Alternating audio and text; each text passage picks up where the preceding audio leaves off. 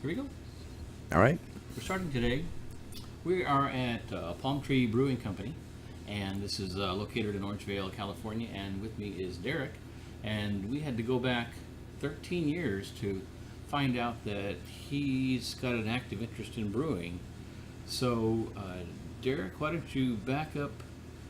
Wait a second. Let's just take a look around here a little bit. See what we got here, because this is in Orangevale, and what we have here is Derek's wonderful brewing restaurant over here, and we can see the nice view we have outside. And we have his bar over here. He has some great TVs to go with it, and he has some wonderful seating over here. And then Derek's going to back up about 10, 13 years and talk about when you first started. What got you? When I was young. Okay. I know. Actually, I took a brewing class actually from Eric Schmidt, who now has Red Bus in Folsom, Red Bus Brewing Company. Mm-hmm. He had Brewmeister, and he used to bring in other brewmasters and himself, and he used to have an all-grain class. So I took that about 13 years ago, but I didn't really start doing anything with it till about 2010. Oh, actually, it was 2012. It happened from a motorcycle accident, and since I had a lot of time on my hands recuperating from the accident, I looked around and said, for brewing equipment, but I couldn't find anything I liked, so I had some designed, and we designed a control panel, and I built a control panel, and my first brew ever on that equipment, or ever, was by myself at a 2013 Super Bowl Sunday. So from there, it was never ever planned on doing this as a career, so to speak. I just wanted to do it because I used to have massive parties in the backyard. I used to have a large kegerator with 4 different kegs in it, and I said, hey, maybe I should brew my own beer, so and then here I am. So Well, is this your first place that you started out, or? Yeah, first place I started out. Well, the backyard was the first place, but when you give beer away, everybody likes it. So it doesn't matter, so they said, "Yeah, you ought to sell this stuff." And from there, I did a little test market. I made the Queen Palm Ale first. It's a pale lager hybrid cream ale, and I asked them. I knew them pretty well over there, and I asked them if they would go ahead and post this beer underneath their logo, and so I could do a test market. And in 13 months, I sold 64 kegs. So. From there, I wrote my business plan, and from there, I've been a broker for 28 years. So when I was looking in LoopNet for another customer, this place came up, and I kind of did my due diligence kind of thing, and if you can call it that with the county, because they change their minds every chance they get. But for the most part, I took a stab at it. So. But tell me, there's a story behind the palm tree. There is. Yeah. There is. Tell me about that. So way back in the 1800s, my family migrated from Portugal to the Hawaiian Islands. So we've always had palm trees around us, from toddlers to we still have tons of relatives back there. But the actual logo and picture came from when my son was born there in 2003. I went out to Sandy Beach during the sunset, and which is right off the harbor where Gilligan's Island sailed out, and I took a picture. So that photo kind of stuck with me since 2003, and so I've incorporated that into a lot. And so when I had the opportunity to do this, I didn't have quite a name, and I decided that we all love palm trees, we all love the beach, and we all get some serenity out of that. So that's how the name came up. Yeah, but aren't your brews tied to a derivative of the palm tree? Every single one of them. Okay. So I had to go even one step farther. So not only did we name it, but every single beer that we have is named after a palm tree, an actual palm tree. So we don't use the I guess the horticulture or the proper term. We use the slang terms that they all come up with. The California fan palm, date palm, zombie palm. Every single queen palm, king palm. So Yeah, so it's everything's palm tree related. But do you use a syrup from a palm tree or a derivative from the palm tree, or is it just named after a palm tree? Just named after a palm tree. The thought did cross my mind that I should add just a little bit of that palm inside of the fan in each one of them, but that's kind of going a little far. But I just use base ingredients. I do, German American style, straightforward, no crazy additives. I don't do sours. I don't have a taste for sours, but if you want sours, I can direct you to the guy that probably makes some of the best sours. Same thing for hazies and other things. I just don't have I brew what I have a palate for. Tell me about your automatic brew computer thing that you designed and built over there. So when I was rehabilitating, again, I couldn't find an electric. I wanted to go all electric. I didn't want to go propane or direct fire. So I wanted to go all electric. So I did a lot of research. I found a electrical engineer up in Canada, and then I found a guy that built some control panels and had a lot of the hardware in Texas. So we did kind of the guy in Texas wanted to expand his product and his knowledge, and the guy in Canada wanted to have a better or bigger control panel. So we all designed it together, and I built the first prototype. And so it does, it does everything. It has a brain in it. You can hook it up to the internet. You can see it on your computer, and you can really kind of dial it in. But I always do things manually. I know I have all that thing. It's something about the hands-on. It's all about the time and temperature and what have you. It's great to have it as a monitor, and it's great to have it when you're trying to make some adjustments, but, brewing's a hands-on thing. So is your hands-on gives you the ability to give different flavors to the beers that you offer? Yeah, having basic, malts and hops and, your water and your yeast. I mean, those are the four basic ingredients, and that's kind of what I stick to. So changing or developing the flavors has to do with mostly the malts and the yeast. You got to have clean water too, naturally, but that's really flavors come out of yeast and hops and the malt. So you can So how do you know what to dial in for your different flavors that you offer? Well, you get a base. I have recipes, so you know exactly what to use. You know exactly how much malt to use, how many pounds to use, depending upon size of the batch. I have a program that will convert things for me if I'm scaling it up or scaling it back. But I kind of stick to those, and then I will change a little bit of the malt flavors just based on my own taste. I like to go, there's a lot of products out there that are okay, and there's a lot of products out there that are really good, and I like to go really good. You start good, you end good. I don't want to put a mediocre beer on my tap handles. Do you ever come up with a bad batch at all? Or is it all pretty dialed in? I've been very fortunate. I've had a couple marginal batches that we were able to play with a little bit, but most of the stuff I've had really good guidance. I mean, I'm by no means a brewmaster. I'm a brewer. I just happen to have the availability of great people in this industry locally, local brewers and some guys that are down south that are, these guys are experts. So I kind of do the Henry Ford kind of thing. I don't exactly know everything. Well, I don't know everything at all, but I just know where to get the answer. So that's been my saving grace. Okay. Do you brew for anybody else or just yourself? Just ourselves. We are going to do distribution, and we are going to get out there again, like we did our test market back in some of those places that we were in on the tap handles, but I don't brew for anybody else. Okay. So how did you decide on this location here in Orangevale? Well, availability kind of decided on me too. So I was looking for a client for a small office warehouse in this neighborhood, and when I was on LoopNet, this happened to come up, which is a commercial site for brokers. And I saw it, and I walked it, and then I went to the county, and I went. It had some zoning. It had every issue you probably had. It had a roof issue, AC issue. It had a zoning issue. It had a parking issue, a bathroom issue.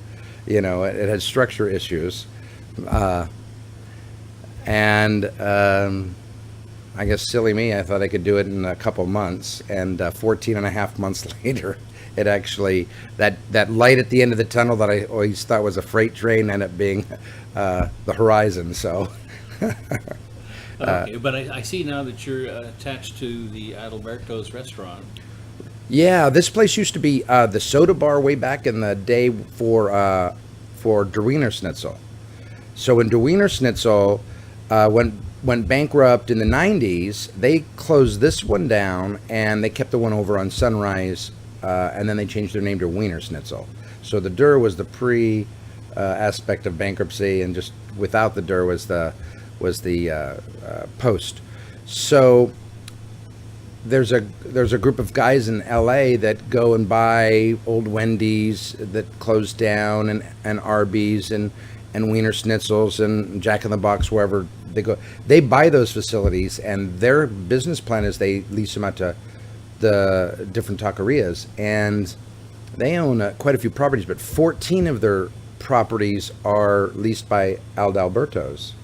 So when Adalberto's leased this property from them, they didn't want this place, but they had a cousin that wanted to open up a meat market, which was a carne asadas market and a check cashing place, and it did a variety of notary and just did everything. But so they were here for several years, and then they moved about 3 or 4 years ago to Sunrise area, and this has been vacant since. So yeah, it had the roof, it had many other issues. I had to pull up the drains. I had to do a lot of stuff to this place for the county's sake. They thought I was building the Golden One Center, so they made me jump through every possible hoop, almost to like preventing me of doing this. But being next door to Adalberto's has been great. We're going to share the patio. We're going to open the patio up in springtime. You can bring any of their food over and eat here at the bar. You can have a beer. I've paired, if you can say paired. I have several good beers on tap that go hand in hand with Mexican food. So all my lagers do it. I have a Aloha Cerveza. I have a Vienna lager. The Aloha Cerveza is my California fan palm. It's a really, really light cerveza, hearty cerveza. Then you have the Vienna lager, which is the original recipe that the Austrians brought over, that taught Mexico how to brew Modelo Negra. So those are two really good ones. And then I have a Queen Palm Ale, which is a lighter beer as well. That's a cream ale, and several others that go along with it. So when a customer comes in, do they tell you what the flavor they're looking for, and you come up with an answer, or do they pretty much know what they want? They're both. Some people know what they want because they just go from brewery to brewery, and other people are like, well, I don't know what I want. What do you have? And I kind of fill the gamut. If you look at my menu, I kind of have things all the way across the board. I don't have 10 IPAs. I don't have 5 pale ales. I have a good IPA, I have a good pale ale. I have good Pilsner and cream ale, and then I have a porter and a stout. I even have a barley wine.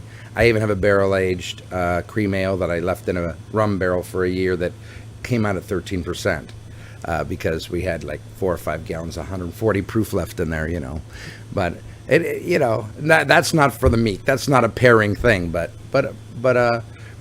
So I try to have a good variety. Do you have anything new on the horizon that you're dabbling with? So, I actually do. I have a red that I'm going to come out with. It's a malty red. It's my red Latin ale, and it's going to be, if you ever know about reds, Red Trolley's an Irish red, and so over at BJ's they have a Jeremiah red. It's going to be something of that complexion, and then we're going to work on a double IPA. So I'm not a big double guy, but we're going to do a nice drawn back version of a nice double that's going to have a nice finish to it, I get a lot of people in here that just want, what's the hoppiest thing? I want super hop, and we're not super hop. So other people are super hop. I'm just going to stick to my lane. So let me bring up the subject of the Chamber of Commerce. You joined them. You're a member of them. How have they helped you? Pretty good. Oh, the support of this community. I know a lot of people say about their own communities, but Orangevale, being the only brewery, but the support of the community has been great. I have a lot of regulars. After 45 days, I've got a lot of regulars that I see probably 2 or 3 times a week. But the chamber, just when they had come out here, just kind of seeing what was going on, and there were a really bunch of great people. They've got a lot of good plans and ideas that I know Brad and the crew's going to do. They have people that have been in this community, 20 years or longer in business, and they're a part of the chamber, which having somebody that long involved with the chamber is kind of a testament to the chamber, that you've got your foundation people that's been here for years, and then you have new people that are coming into it. And geez, I have several chamber members come in on a regular. It's just a great community. The chamber's helped me, I think probably 20-25% of my business. God, that's great. Now you've been open for what, 45 days or so? We got our sign off from the county on November 14th. I had a soft opening that weekend of November 17th. We closed for 4 days, then we opened up the following weekend. Then we closed again, did some retooling, kind of was open here and there, just kind of gauged some hours that I could post on the door. And then we had our grand opening December 7th. And from, so we're almost been open from our grand opening a month. Okay, so here it is in January. Do you have any other special events planned or anything like that? One special event that's coming is going to be Super Bowl Sunday.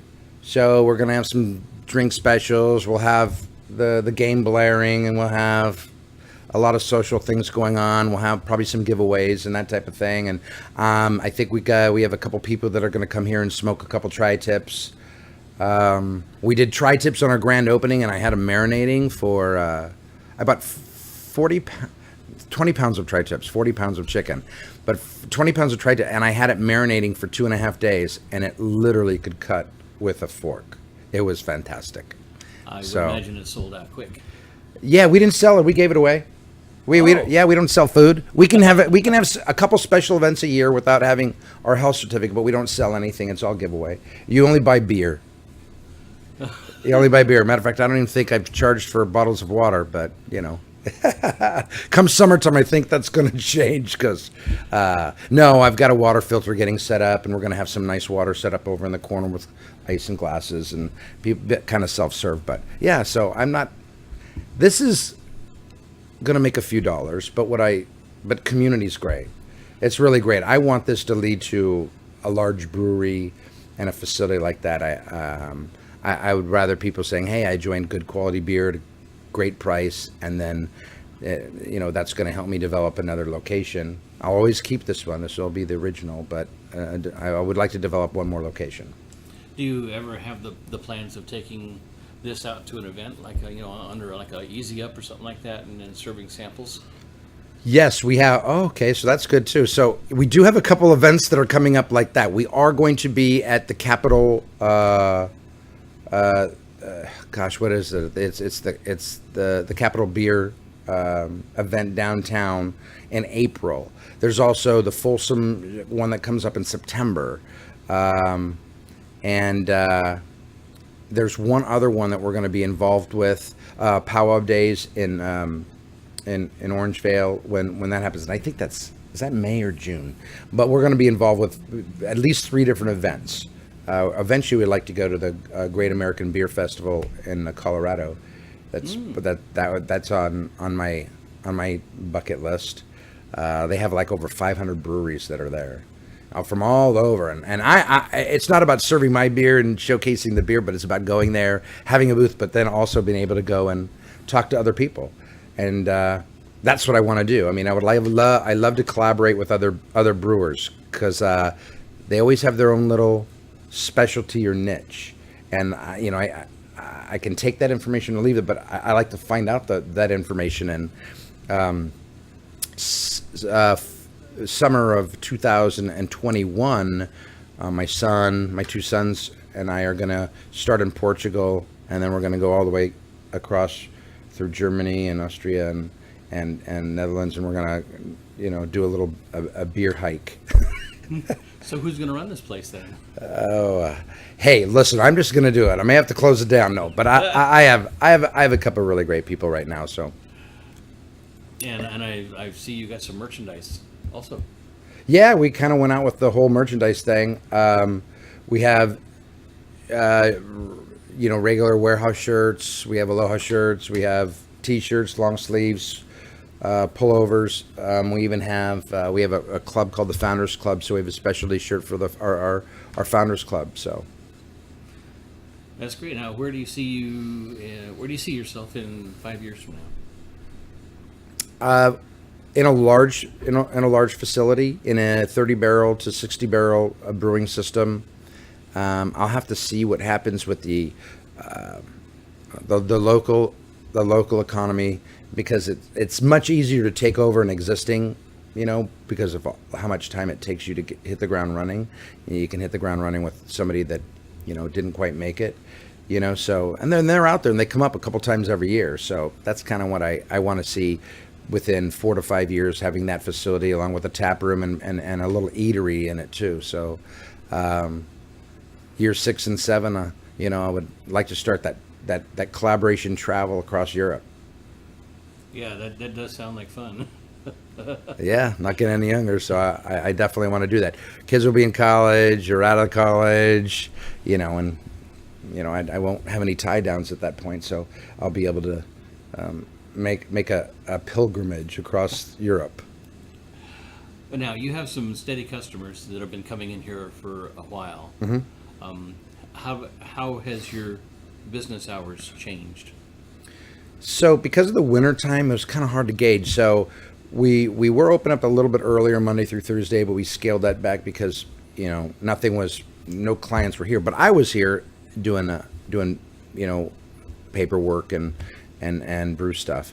But we kind of extended those hours for the weekends, because we extend them to 11 p.m. at night from 9 o'clock, because there are people here. Like last night, there were people here till 11:30, and I hate closing, when I still got people at the bar, because it's just me, but summertime is going to be a whole different thing. I think as we pick up more and more traction with people finding out about us, word of mouth's been great, but as it multiplies, we'll probably, come springtime, open up at noon every day, and probably never look back, and that sounds great. Yeah, and close at 9 or 11 o'clock on weekends. Mm-hmm. Summertime, we've got some plans to extend our place here and open up the windows to a garage door to go in and out of the patio. And I instead of a 2-ton on the roof, I put a 5-ton HVAC so we could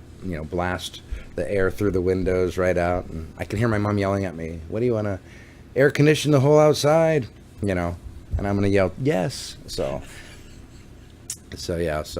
we have a plum for misters. We have a plum for infrared. I don't think we're going to get the infrared heaters in this year just because of expense. Right. But come next year at the same time, we'll have a full-blown canopy out there. You'll be able to go outside no matter rain or shine, have heat or misters. And wow, that's nice. Yeah.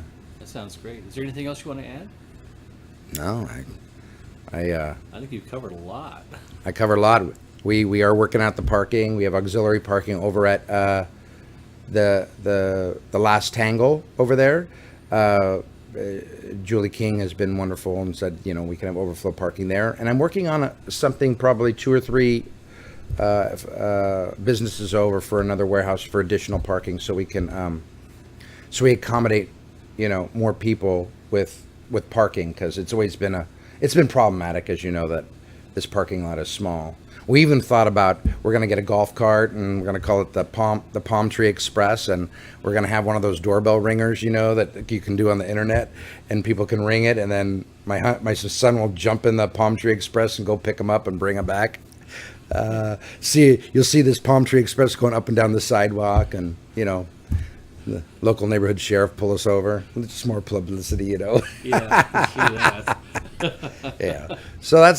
So that's it for the plans, but you know, we got to stick to it and follow through and make our adjustments on our business plan, but make sure we stick to it and stay in our lane. I mean, not get diverted by getting crazy with